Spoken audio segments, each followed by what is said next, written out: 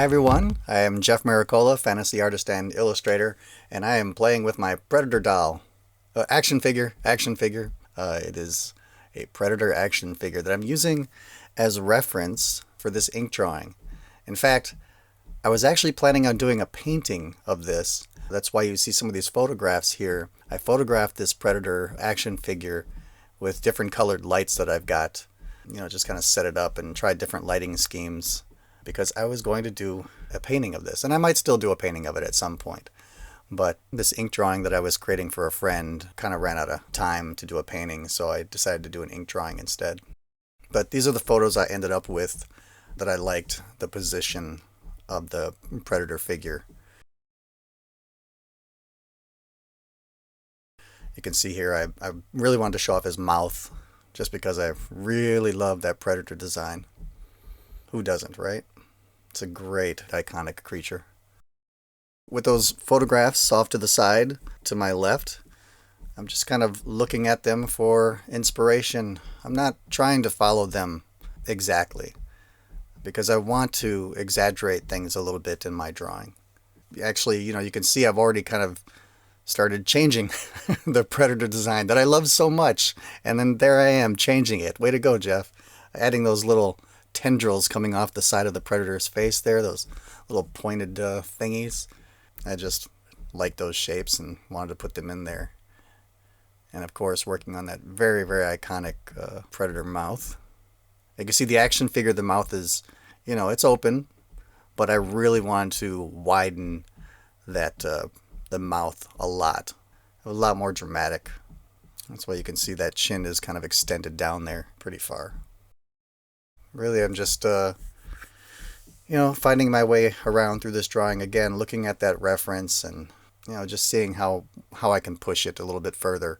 In this instance, I've got those, the Predator's like dreadlocks or whatever on the action figure. They're just kind of down and matted against the head of the Predator. And I've got them flowing in the air. One of those elements to add some action, as if the Predator's moving. I also made his head, the top part of the Predator's head, a little bit smaller than what you generally see on a Predator. And here I go again, adding stuff, some kind of pointed flame-looking shapes coming off the Predator, some fleshy shapes. And I continue that theme on the bottom of the chin there as well. Again, adding my own little flair to the Predator design and adding that shoulder weapon that the Predator has, like that plasma weapon. So at this point, I still thought that I was going to be doing a painting. So I was kind of keeping it a little bit rough, not getting too detailed with it. And then pretty soon here I decided, you know what, I'm just actually not going to have time to paint this thing the way I want to paint it. So out comes the brush pen. I take a little sheet of paper just to test out my brush pen, make sure that the ink flow is flowing properly before I go into my drawing here. Now, generally, I would not ink, I wouldn't necessarily ink directly over my pencil drawing. Again, time was an issue here, and I really needed to get this drawing done. So I didn't quite do this the way I might normally do it, because normally I'd want to save that pencil drawing, maybe even work it up a little bit more, so I get two pieces of art for one. I keep that pencil drawing, but then also get the ink drawing. And the way I would normally do that is I would have placed that pencil drawing on a light table. Put another sheet of paper over that pencil drawing so that I could see it underneath, and then do my ink drawing on that new sheet of paper. That way, once the ink drawing is done, underneath I still have my pencil drawing, and I can work that up later with a lot more shading and toning and whatnot. But here I'm just inking directly over the pencil drawing. And the paper that I'm working on is actually, I want to say it's like 140-pound paper. And it's got a little tooth to it, but it's nothing major. Enough tooth that the pencil drawing that I used is not really rubbing off too much on my hand as it rests while I'm doing the ink drawing. I do this occasionally. I'll work up parts of the drawing with ink, and then I'll take my kneaded eraser and remove some of that pencil, just so it's not in my way visually, so that I can kind of see what's going on with the inks. Keep a steady hand. Keep a steady hand, Jeff. And part of the challenge with an ink drawing obviously is, planning out your ink drawing and knowing where your darks should be, your lights should be. And this drawing, I'm pretty much winging it. I've got some idea. You can see I'm following a little bit of the pencil drawing underneath, but I didn't figure out everything. It's a bit scary doing that with ink, but that's also kind of exciting, knowing that you could kind of mess it up at any moment. Yeah, that's fun. I live on the edge, folks. Danger is my middle name. You can see I'm not inking the side of the predator's mouth there. I'm using that implied line to kind of put those other inks in there and just imply a line on the side of the predator's mouth without inking it in. I've also got that action figure off to my right on a table. And occasionally I'll glance over and look at that and look at my photos. Again, not copying anything exactly as it is in the action figure. It's just there to kind of keep me on point and give me some inspiration. The Predator's skull necklace, collection of small animal skulls and bones. And the action figure, this thing is, really resting against the Predator's chest, but I've got this necklace flowing outward to imply some movement, to really reinforce that idea of some action. For this necklace, you can see I had to work out a little bit more of the drawing underneath than I did with the rest of the Predator, just because it's a little more complicated with the necklace portion going through the skulls and a lot of different parts here. So I wanted to make sure I worked that out and didn't wing it too much with this and make things up, because this is a great place for there to be mistakes if I don't work out some of that stuff ahead of time. The devil's in the details, and lots of little nicks and dings and cracks on those skulls. That's all the fun stuff to do, isn't it? And then here I come to do that mesh netting that's on the Predator's body, which is always quite tricky to try and pull off something like this. The best way I figured to handle it is to just create the shadow of that netting on the Predator's body. Don't draw every line of the netting. I'm just really doing the shadow side and let everything else be implied. You don't have to always ink every single line you put down. Sometimes you can just, work right up to that pencil line, and it's enough to imply that there's, a form there, a shape there, or a line there. And if you ink every single line, it's going to be very coloring bookish, right? I got to give the Predator some eyes. Again, bring out the pencil, work that out so that I don't make any mistakes, because the eyes are very important. It's very easy to get the placement of the pupils wrong and make your characters look cross-eyed or something like that. I definitely want to get that pencil out and work that out first. So this kind of goes back to originally wanting to do that painting of this Predator. I hadn't planned to actually put this arm in my painting. It was just going to be a portrait of the Predator and just his head and shoulders. And then doing this ink drawing, I'm like, well, I think it'll work better if I put this arm in there. So again, out comes the Predator doll. so I can kind of get the placement of that arm correct.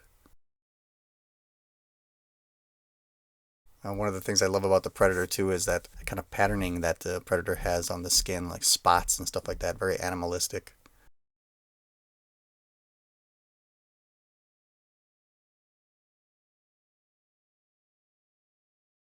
And now here we come to the plasma gun on the Predator's shoulder.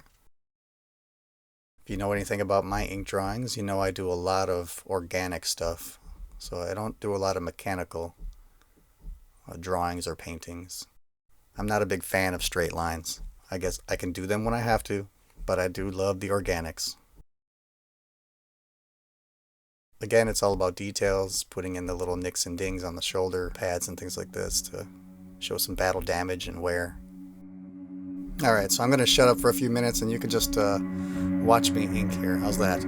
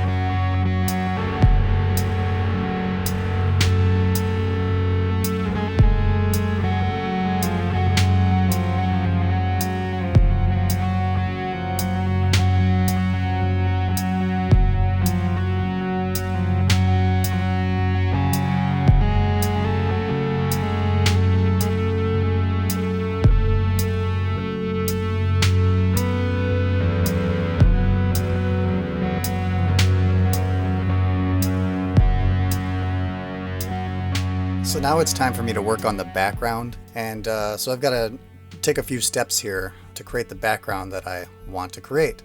First thing is use the poor man's light table, which is a window during daytime. So I actually don't have a light table this big, so working on the window like this was perfect. So what I'm trying to do here, or what I am doing here, is tracing the outline of my entire predator figure, because I want to create a stencil that blocks off that entire figure. So you can see after I remove that from the window there, I just have an outline of that predator.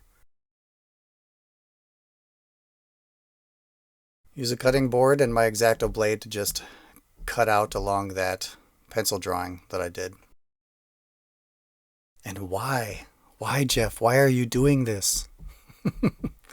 Well, because I need to block off and protect that ink drawing that I did of the predator for the next step, which is inking the background. So blue painter's tape is really nice. It's not real sticky. It's easy to pull off of the paper without ruining it. So I tape my stencil down and tape the edges of the drawing as well. And here I just create a really quick and easy vegetation shape, different leaves going in different directions. And I will use this stencil to create my background, placing the predator in some kind of a jungle of some sort. And using my trusty toothbrush. Yes, my teeth are that dirty. A little bit of ink and on my old CD covers that you know I still love to use. Test out the splattering on the side there before I actually do the splattering. And so now you see why I cut out the stencils that I did, because I'm splattering the ink for the background. And one of the things you got to be careful of when you're doing this, obviously wear a glove because you don't want to get that ink all over your fingers. But then because you're wearing a glove, you want to make sure you wipe off your thumb occasionally, because the ink will build up on your thumb, and if you don't wipe that off, the ink will drip down onto your artwork.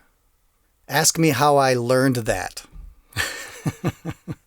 Folks, yet again, you benefit from my mistakes.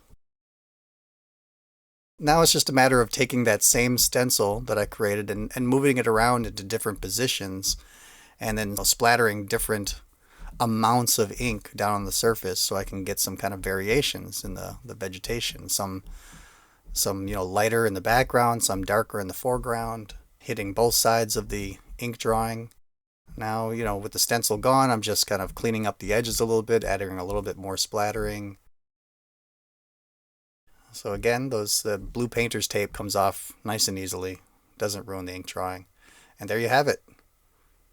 That is the final ink drawing. Once it's dry, I take my kneaded eraser and remove all those pencil lines. And of course, deface that artwork and devalue it by putting my signature on there. So thanks for watching. That is the final ink drawing. It took me about 12 years to complete. No, it didn't. I got this pretty much done in 2 days worth of work. So yeah, it was fun. Thanks for watching. Hope you enjoyed that. Bye. Oh, and one more thing. Don't forget. Get to the chopper!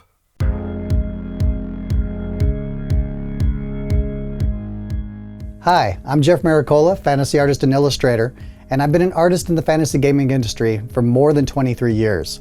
I've worked on Magic the Gathering, Dungeons & Dragons, World of Warcraft, and much more. Over the past few years, I have been running a YouTube channel where I share a lot of great tips about painting and drawing. I've started a Kickstarter campaign to raise funds for the creation of an instructional video about ink drawing, as well as an art book. The instructional video, which will be in both DVD and digital download formats, will be the most comprehensive look at my ink drawing techniques, so it will be a long video. This will be the third video in this series. I've already run successful Kickstarter campaigns in the past for Fantasy Art Workshop's acrylic painting techniques, which gives you a look at my acrylic painting process, and Fantasy Art Workshop's oil painting techniques, which breaks down my various oil painting processes. These 2 videos won awards from ImagineFX magazine and have dozens of 5-star reviews on Amazon. And now it's time to do it again, but this time it's all about ink drawing.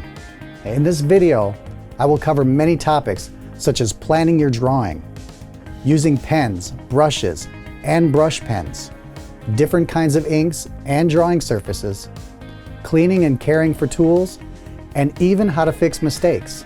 In addition to the video, I am also raising funds to create an art book featuring hundreds of my ink drawings. I'll be including drawings I've done for clients over the years, and also digging through my flat files and sketchbooks to include many of my personal ink drawings. I will sign every book for every backer. Plus, all backers that choose a reward that includes the book will get a free art print. Kickstarter is a crowdfunding website where creators like me create projects in hopes that backers like you pledge to make that project a reality. In return, you get your choice of reward depending on how much money you've pledged. There are many rewards for you to choose from in this campaign. You can choose to get just the video, just the book, or both. You can also get rewards that include my previous acrylic and oil painting videos. And for those of you that love owning original art, I even have some of my original ink drawings as rewards. And if you'd like to learn from me in person, we also have a reward level for you to attend the Illustration Intensive Workshop in June of 2019. It's a 5-day workshop where you will get guidance in creating an amazing illustration from me and a group of other awesome instructors and guest artists.